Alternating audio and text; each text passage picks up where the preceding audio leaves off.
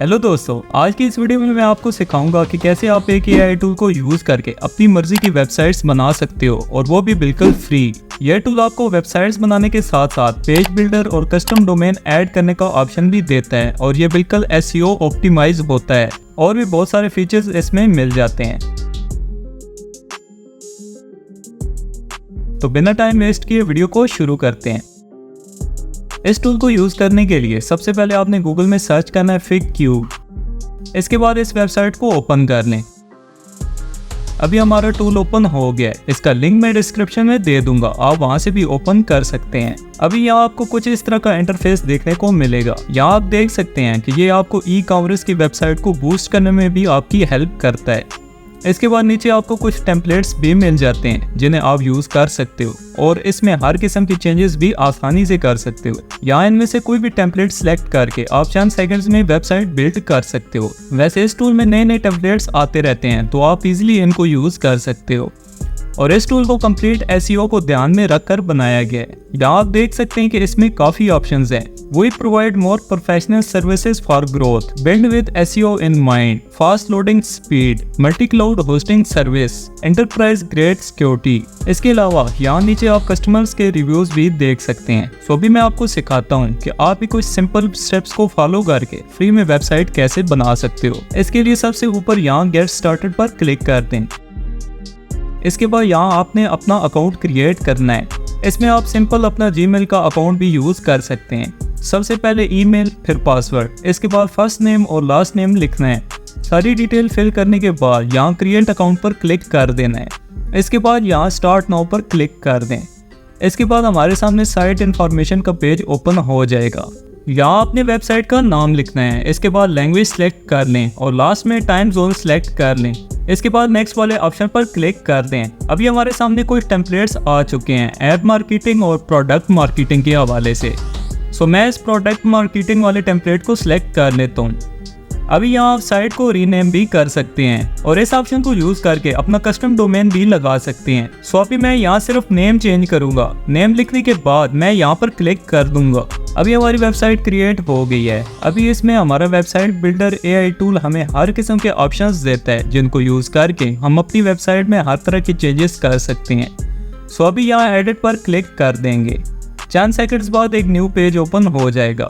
अब इसमें हम जो चेंजेस भी करना चाहें कर सकते हैं। अब सबसे पहले अपना लोगो लगाने के लिए इस लोगो वाले ऑप्शन पर क्लिक करेंगे। हमारा हेडर सेलेक्ट हो चुका है। अब यहाँ क्लिक टू एंटर वाले बटन पर क्लिक कर देंगे। इसके बाद लोगो पर क्लिक करके यहाँ इसको रिमूव करके अपना लोगो अपलोड कर देंगे। अभी हमारा लोगो अपडेट हो चुका है। अब यहाँ सेव वाले बटन पर क्लिक करना है।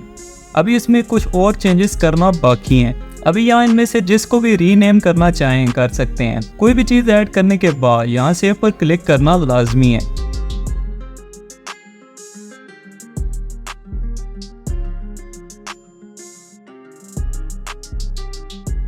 अभी हमारा हेडर अच्छा डिज़ाइन हो गया है। अभी यहाँ आप हर किस्म की चेंजेस कर सकते हो। फॉन्ट चेंज करना हो या इसका कलर, जो भी आपकी रिक्वायरमेंट है वो सब यहाँ से आप आसानी से एडिट कर सकते हैं।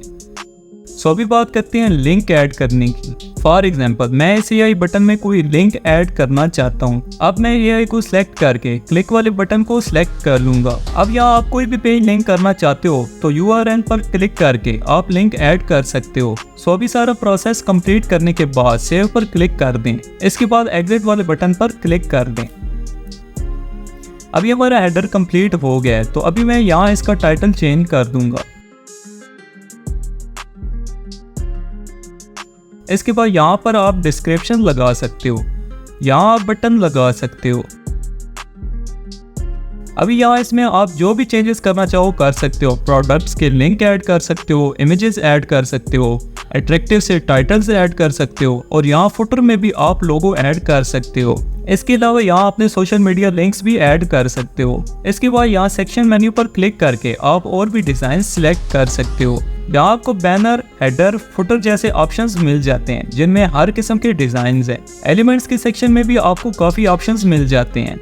एरिया, टेक्स्ट, बटन, मीडिया, इन सब में से जो भी आप चेंज या ऐड करना चाहें कर सकते हैं। इसके बाद पेज लिस्ट का ऑप्शन भी है और लेवल लिस्ट में भी आपको टेक्स्ट के हवाले से बहुत सारे ऑप्शंस मिल जाते हैं।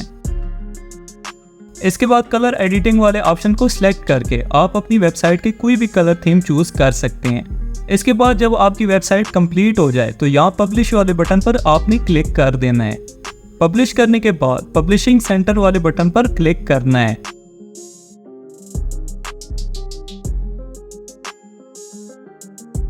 अब पब्लिश लिस्ट में आ जाना है।